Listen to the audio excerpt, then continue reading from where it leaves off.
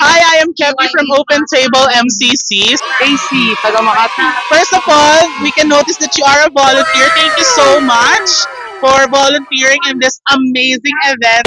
Why join and why volunteer for Pride this year? Actually, this is my first time to join here and gusto ko maging memorable yung first time na mag-join ako dito. So, nag-volunteer ako. Wow, so first time mo to.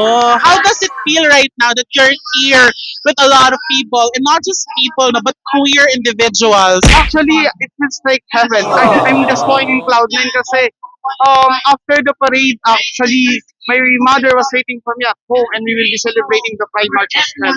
So, Wow, talaga close kayo ng family mo. yeah, this is my actually first year ko. June ako nag-come out last year. So, anniversary ng coming out ko. Celebrate namin yung coming out ko for today. Ayan. And we're so happy that you're here with us and thank you for volunteering. Ayan.